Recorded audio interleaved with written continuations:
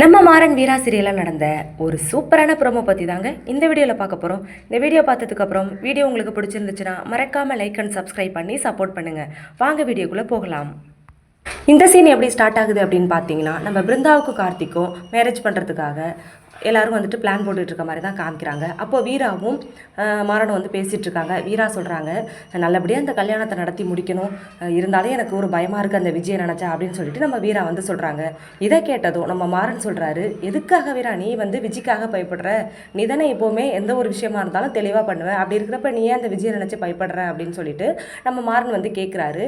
அதெல்லாம் ஒன்றும் பிரச்சனை இல்லை மாறா, நான் கண்டிப்பாக வந்து பார்த்துப்போம், நீயும் கூட இருக்க, எனக்கு எந்த பிரச்சனையும் இல்லை, இருந்தாலும் அவ ரொம்ப மோசமானவ, அவள் எந்த எல்லைக்கு வேணாலும் போவா அப்படின்னு சொல்லிட்டு அந்த இடத்துல வந்து நம்ம வீரா சொல்கிறாங்க. நீ எதுக்கும் கவலைப்படாத வீரா, எல்லாத்தையும் நம்ம பார்த்துக்கலாம் அப்படின்னு சொல்லிட்டு ரெண்டு பேரும் வந்து பேசிகிட்டு இருக்காங்க. அதுக்கப்புறம் வந்துட்டு கோவிலில் எல்லோரும் இருக்கிற மாதிரி தான் காமிச்சிட்ருக்காங்க. எல்லோரும் வந்துட்டு பூஜை நடந்துட்டுருக்கு. எல்லோரும் அந்த இடத்துல வந்துட்டு சாமி கும்பிட்டுட்டு இருக்க மாதிரி தான் இருக்குது. இந்த சைடு பார்த்தோம்னா நம்ம விஜயை காட்டிகிட்டு இருக்காங்க. விஜய் வந்துட்டு யோசிச்சுட்ருக்காங்க, இந்த பிருந்தாவுக்கும் கார்த்திக்கு வேற கல்யாணம் நடக்க போகுது, எப்படியாவது இதை வந்து நம்ம தடுத்து நிறுத்தி ஆகணும் அப்படின்னு சொல்லிட்டு நம்ம விஜய் வந்து பயங்கரமாக வந்து யோசிக்கிறாங்க. சரி எதுக்கும் போய் அந்த ராகவேந்திராவை நம்ம பார்ப்போம் அப்படின்னு சொல்லிட்டு அவரை வந்து பார்க்கறதுக்காக போகிறாங்க. போனதுக்கப்புறம் அவர்கிட்ட வந்து பேசிகிட்டு இருக்காங்க. என்ன இவங்களுக்கு மேரேஜே ஆக போகுது, அந்த குடும்பத்தை நீங்கள் எதுவுமே பழிவாங்கிற மாதிரி எதுவுமே தெரியலையே அப்படின்னு சொல்லிட்டு ராகவேந்திராட்ட வந்து விஜய் வந்து கேட்டுட்ருக்காங்க. இதை கேட்டதும் அவர் வந்து என்ன சொல்கிறாருன்னா, எனக்கும் அவனுக்கும் வந்துட்டு 1 வருஷம் 2 வருஷம் பகை கிடையாது, 30 வருஷமாக நடந்த பகை. அப்படி இருக்கிறப்ப அந்த ராமச்சந்திரன் குடும்பத்தை கண்டிப்பாக நான் பழி வாங்கியே தீர்வேன். அதுக்காக தான் நான் இந்த ஊர் மண்ணிலே வந்து காலடி எடுத்து வச்சுருக்கேன். அவனை வந்து பழி வாங்கிட்டு தான் அந்த இடத்த விட்டே நான் போவேன் அப்படின்னு சொல்லிட்டு அந்த இடத்துல வந்து நம்ம ராகவேந்திரா வந்து சொல்லிக்கிட்டு இருக்காரு. இதை கேட்டதும் விஜய் வந்துட்டு சைலண்டாக இருக்காங்க. அப்புறம் வந்துட்டு அந்த இடத்த விட்டு கிளம்பிடுறாங்க. அப்போ விஜய் வந்து தனியாக வந்து யோசிக்கிறாங்க. கண்டிப்பாக இந்த ஆளெல்லாம் நம்மனா எந்த வேலையும் நடக்காது, நாமளே ஸ்ட்ரெயிட்டாக களத்தில் இறக்கிற வேண்டியதான். இவர் வந்துட்டு சொல்கிறத பார்த்தாலே தெரியுது, இவர் வந்து பண்ணுவாரா என்னங்கிறது எனக்கு நம்பிக்கையே கிடையாது. இது நாம் இப்படியே விட்டுட்டு இருந்தோம்னா, அடுத்தவங்க பேசி கேட்டுக்கிட்டு இப்படியே விட்டுட்டு இருந்தோம்னா நம்மளோட வாழ்க்கை வந்து நம்மளுக்கு போயிடும். கார்த்தி எப்படியாவது நமக்கு கிடைச்சே ஆகணும், இல்லைனா அந்த பிருந்தாவும் கார்த்தியும் வந்து கல்யாணம் பண்ணிடுவாங்க, அதை நம்ம எப்படியுமே தடுத்தாகணும் அப்படின்னு சொல்லிட்டு அந்த இடத்துல வந்து நம்ம விஜய் ரொம்ப பிளான் போடுறாங்க. சரி நம்மளோட வேலையை ஆரம்பிக்க வேண்டியதான் அப்படின்னு சொல்லிட்டு யோசிக்கிறாங்க. இப்போ வந்துட்டு நம்ம அந்த கல்யாணத்தை நிறுத்தணும் அப்படின்னா நம்ம ஏதாவது இப்போ பயங்கரமாக யோசிக்கணுமே அப்படின்னு சொல்லிட்டு யோசிக்கிறப்ப அவங்களோட நினைவுக்கு வந்து கண்மணி வராங்க. பரவாயில்ல, கரெக்டாக கண்மணி வந்திருக்கா, இவளை பழி வாங்குறதா நம்மளுக்கு வந்து கரெக்டான டைம், இந்த நேரத்தில் இவ தான் ஓகே அப்படின்னு சொல்லிட்டு அந்த இடத்துல வந்து பிளான் பண்ணுறாங்க.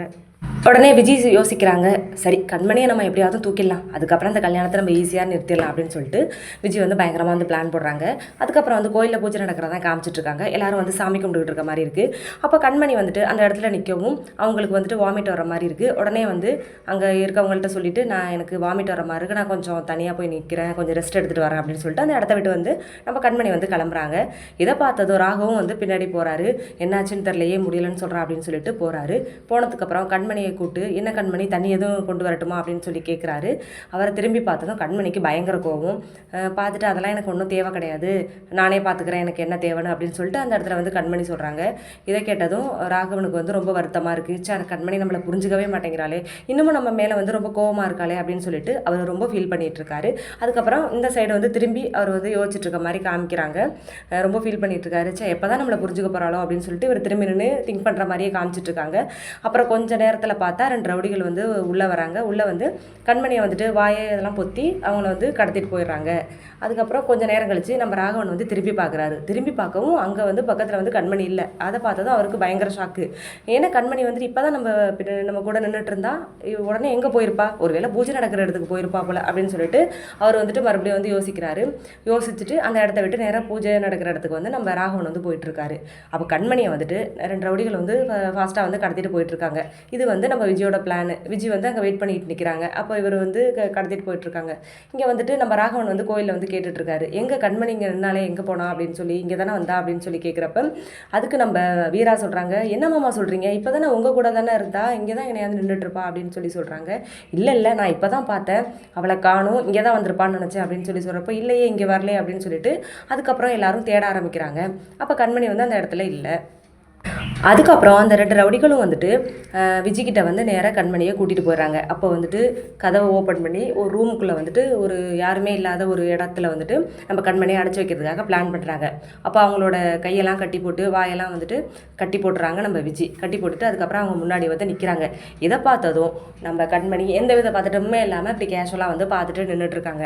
அப்போ அந்த விஜி சொல்கிறாங்க, நல்லா என்கிட்ட வந்து மாட்டிக்கிட்டியா, என்ன பேச்சு பேசின, இப்போ எப்படி நீ வந்து பாவம், உன்னை பார்த்தாலே எனக்கு பாவமாக தான் இருக்குது, நீனும் வந்து வாயும் உயரமாக இருக்கிற பொண்ணு, அப்படி இருக்கிறப்ப உன்னை கடத்திட்டு வந்து இங்கே கொடுமைப்படுத்துகிற அளவுக்கு நான் எனக்கு ஒன்றும் அந்தளவுக்கு இது கிடையாது. ஆனால் என்ன பண்ணுறது, உன்னை கடத்தலைன்னா அந்த கார்த்திக்கும் பிருந்தாவுக்கும் கல்யாணம் நடந்துடும், என்னோட வாழ்க்கை போயிடுமே, அதனால தான் நான் உன்னை கடத்தினேன் அப்படின்னு சொல்லிட்டு சொல்கிறப்ப இதை கேட்டுட்டு நம்ம கண்மணி அமைதியாக இருக்காங்க. சரி சரி, நீ எதுக்காக அமைதியாக இருக்கன்னு எனக்கு தெரியும், உன்னோட வாய் கட்டப்பட்டிருக்கிறதுனால உன்னால் பேச முடியல, அதனால தானே அமைதியாக இருக்க, இரு நான் இப்போவே அவுத்து விட்றேன், ஆனால் நீ தேவையில்லாதெல்லாம் எதுவும் பேசக்கூடாது, நான் சொல்கிறத மட்டும் தான் நீ கேட்கணும் சரியா அப்படின்னு சொல்லிட்டு அந்த இடத்துல வந்து அவங்க வாயில் போட்டிருக்க கட்டை வந்து அவுத்து விட்றாங்க. அதுக்கப்புறம் என்ன கண்மணி சொல்லு, இப்போ இந்த இடத்துல யாருமே கிடையாது, நீ நான் மட்டும் தான் இருக்கோம், நான் நினச்சா உன்னை என்ன வேணாலும் பண்ணலாம், ஆனால் நீ எதை பற்றியுமே கவலைப்படாமல் ரொம்ப அமைதியாக இருக்க மாதிரி இருக்குது அப்படின்னு சொல்லிட்டு அந்த இடத்துல வந்து நம்ம விஜய் வந்து கேட்குறாங்க. நான் எதுக்காக கவலைப்படணும், நான் எதுக்காகவும் பயப்படணுங்கிற ஒரு இது எனக்கு கிடையாது அப்படின்னு சொல்லிட்டு சொல்கிறாங்க. என்ன சொல்கிற, இப்போ உன்னை நான் கட்டியெல்லாம் போட்டிருக்கேன், நான் உன்னை என்ன வேணாலும் பண்ணலாம், இங்கே யாருமே வரமாட்டாங்க, நீ சுற்றிலும் ஃபுல்லாக காடு தான், நீ எவ்வளோ கற்றுனாலும் உன்னை காப்பாற்றுறதுக்கு யாரும் வரமாட்டாங்க, அப்படி இருக்கிறப்ப கொஞ்சம் கூடயா உனக்கு பயம் இல்லை அப்படின்னு சொல்லிட்டு அந்த இடத்துல வந்து கேட்குறாங்க நம்ம விஜி. அதுக்கு வந்துட்டு கண்மணி சொல்கிறாங்க, நீ என்னை எங்கே கொண்டு போனாலும் எனக்கு பயம் கிடையாது, ஏன்னா என்னோட தங்கச்சியை பற்றி எனக்கு நல்லா தெரியும், நான் எங்கே இருந்தாலும் அவள் என்னை வந்து காப்பாற்றிடுவா, இந்நேரத்துக்கு நான் காணும் அப்படின்னு சொல்லிட்டு என்னை வந்து அங்கே தேட ஆரம்பிச்சிருப்பா, உன்னால் என்னை எதுவும் பண்ண முடியாது அப்படின்னு சொல்லிட்டு அந்த இடத்துல நம்ம விஜிக்கிட்டே சவால் விடுறாங்க நம்ம கண்மணி. இதை கேட்டதும் விஜிக்கு பயங்கர கோவம் வருது. ஓஹோ, அவள் உன்னை வந்து காப்பாற்றிடுவாளா, நானும் ஏதோ போனால் போயிட்டு போகுது புள்ளத்தாச்சி பொண்ணு அப்படின்னு சொல்லிட்டு பார்த்துட்டு இருந்தா நீ வந்து ரொம்ப ஓவராக பேசிகிட்டே போயிட்டுருக்க. இப்போ என்னமோ கண்மணி, நீ அடிக்கடி ஒன்று சொல்லுவியே தெரியுமா, என்னோட வயிற்றில் வளருது என்னோட அண்ணன் அப்படின்னு சொல்லி நீ உன்னை பற்றி சொல்லுவேல்ல, இப்போ உன்னோட அண்ணனை நானே வந்து கொல்ல போகிறேன், இதுக்கு முன்னாடி வரைக்கும் நான் உனக்காக இறக்கம் காட்டினேன், ஆனால் எப்போ வந்து வீரா வந்து காப்பாற்றுவோம் அப்படின்னு சொல்லிட்டு நீ இவ்வளோ திமிரா பேசினியோ, இனி உனக்கு நான் வந்து இறக்கம் காட்ட மாட்டேன், உன்னோட வயிற்றில் வளர்ற உன்னோட அண்ணனை நான் கொல்ல போகிறேன் அப்படின்னு சொல்லிட்டு லைட்டாக வந்து நம்ம கண்மணியை வந்துட்டு தள்ளி விடுறாங்க விஜி. கண்மணி வந்துட்டு கீழே வந்து விடுக போகிறாங்க. அந்த நேரம் பார்த்து நம்ம வீரா வந்து கரெக்டாக வந்து கண்மணியை பிடிச்சிடுறாங்க. அதுக்கப்புறம் நம்ம கண்மணி வந்து லைட்டாக வந்து மயங்கிடுறாங்க. உடனே வீரா வந்து கண்மணியை வந்துட்டு பார்க்குறதுக்காக உடனே தூக்கிட்டு வந்து கண்மணி கிளம்பு எழுந்துருன்னு சொல்லி வந்து கிளப்பிட்டுருக்காங்க. அப்போ வந்துட்டு நம்ம கண்மணி வந்து எழும்புற மாதிரி தெரில, அவங்க அப்படியே வந்து மயக்க நிலையிலே வந்து படுத்திருக்காங்க. நம்ம மாறன் வந்துட்டு அந்த விஜயை வந்து துரத்திக்கிட்டு ஓடுறாங்க. நீ இன்னும் திருந்தவே இல்லையா, நீ திருந்தவே மாட்டே அப்படின்னு சொல்லிட்டு விஜய் வந்து அடிக்கிறதுக்காக பின்னாடியே வந்து துரத்திட்டு ஓடுற மாதிரி இருக்குது. விஜய் வந்துட்டு எஸ்கேப் ஆகி வந்து ஓடிட்டுருக்காங்க. அதுக்கப்புறம் கண்மணி வந்து கண் முழிக்கவே இல்லை. இதை பார்த்ததும் வீராவுக்கு வந்து ரொம்ப பதட்டமாகிடுது. மாறன் இங்கே வா ஒரு நிமிஷம், நம்ம கண்மணி வந்துட்டு எழுந்துக்கவே மாட்டா அப்படின்னு சொல்லிட்டு மாறன் கிட்ட சொன்னதும் சரி இப்போ போனால் போயிட்டு போகிறா அப்படின்னு சொல்லிட்டு நம்ம கண்மணியை ஃபஸ்ட்டு காப்பாற்றுவோம் அப்படின்னு சொல்லிட்டு நம்ம மாறனும் வந்து ரொம்ப ஸ்பீடாக வந்து ஓடுறாரு. அதுக்கப்புறம் மூஞ்சில் தண்ணியெல்லாம் தெளிக்கிறாங்க. அதுக்கப்புறமா நம்ம கண்மணி வந்துட்டு கண் முழிச்சு பார்க்குறாங்க. அதுக்கப்புறம் நம்ம கண்மணியை வந்துட்டு காப்பாற்றிடுறாங்க. காப்பாற்றிட்டு இது மாதிரி வந்து என்ன விஜய் தான் இந்த மாதிரி பண்ணா அப்படின்னு சொல்கிறப்ப இவங்க 2 பேருக்கும் பயங்கர கோவம் வருது. சரி சரி, இவளை இப்படியே விட்டுட்டு இருந்தா இவள் சரிப்பட்டு வரமாட்டா, இவளுக்கு ஃபஸ்ட்டு ஒரு முடிவு கட்டணும் அப்படின்னு சொல்லிட்டு 2 பேரும் வந்து பிளான் போடுறாங்க. பிளான் போட்டுட்டு கண்மணியை வந்துட்டு நேராக அங்கே வந்து கோவிலுக்கு வந்து கூட்டிகிட்டு வந்துடுறாங்க. கூட்டிகிட்டு வந்து ராமச்சந்திரன் கிட்டே எல்லாருக்கிட்டையும் வந்து இதை நடந்த உண்மை எல்லாத்தையும் சொல்கிறாங்க. இதை கேட்டதும் ராமச்சந்திரனுக்கு அங்கே உள்ள எல்லாருக்குமே வந்து பயங்கர கோவம் வந்துடுது. உடனே கார்த்திக் சொல்கிறார், நான் அப்போவே சொன்னேன்னு அவளை விட்டு வைக்காதீங்க அப்படின்னு சொல்லிட்டு, அவள் என்னென்ன வேலை பண்ணுறா தெரியுமா, ஏதாவது ஒரு பிரச்சனையில் தான் வெளுத்து விட போகிறான், அந்த கல்யாணத்தை நிறுத்துறதுக்காக அவள் ரொம்ப தப்புக்கு மேலே தப்பு பண்ணிகிட்டே போயிட்டுருக்கா அப்படின்னு சொல்லிட்டு அந்த இடத்துல வந்து சொல்லிட்டு இருக்காங்க. சரி சரி, அவளை நம்ம அப்புறம் பார்த்துக்குவோம், ஃபஸ்ட்டு கார்த்திக்கும் பிருந்தாவுக்கும் நம்ம வந்து கல்யாணம் பண்ணுற வழியை வந்து பார்ப்போம் அப்படின்னு சொல்லிட்டு அந்த இடத்துல வந்து அவங்க வந்து யோசிச்சுட்ருக்காங்க. விஜய் மேலே பயங்கர கோவமாக தான் இருக்காங்க. சரி, கல்யாணத்துக்கு தேவையான பொருளெல்லாம் வந்து வாங்கணும் அப்படின்னு சொல்லிட்டு எல்லாமே வந்து அதை பற்றி வந்து பேசுகிறதுக்காக போயிடுறாங்க. இந்த பக்கம் பார்த்தா விஜயை காட்டிகிட்டு இருக்காங்க.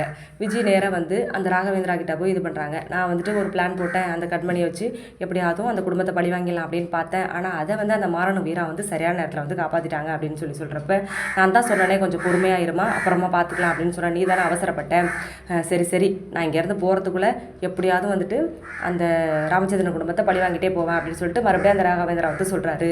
மறுபடியும் விஜய்க்கு வந்து அவர் மேலே வந்து நம்பிக்கை இல்லை. சரி சரி, நம்மளே எப்படியாவது பார்த்துக்கலாம் அப்படின்னு சொல்லிட்டு 2 ரவுடிகளை வந்து இப்போ வந்துட்டு நான் வந்து இனிமேல் வந்து மற்றவங்கள யாரையுமே கடத்த போகிறதில்ல, எனக்கு ரொம்ப இந்த கல்யாணத்துக்கு ரொம்ப வந்து எனக்காக தடையாக இருக்கிற 2 பேர் வந்து ஒன்று மாறன் இன்னொன்று வீரா, அவங்க 2 பேரையும் நான் அவங்க கதையை முடிக்க போகிறேன் அப்படின்னு சொன்னதும் நம்ம ராகவேந்திராவே பயங்கரமாக வந்து ஷாக் ஆகுறாரு. ஆமாம், இதுக்கு மேலே எந்த பிரோஜனமும் கிடையாது, அவங்க 2 பேர் கதையை முடிச்சாதான் அதுக்கப்புறம் எனக்கும் கார்த்திக்கும் கல்யாணம் ஆகும் அப்படின்னு சொல்லிட்டு விஜய் வந்து பயங்கரமாக வந்து திட்டம் போடுறாங்க. திட்டம் போட்டு ஆளுகளையும் விட்டு வந்து ஃபாலோ பண்ண சொல்லியிருக்காங்க. அப்போ இந்த கல்யாண மண்டபத்தை தான் காமிச்சிட்டு இருக்காங்க, எல்லாமே ரெடி பண்ணிட்டு இருக்காங்க பிருந்தாவுக்கும் கார்த்திக்கும் கல்யாணம் பண்ணுறதுக்காக.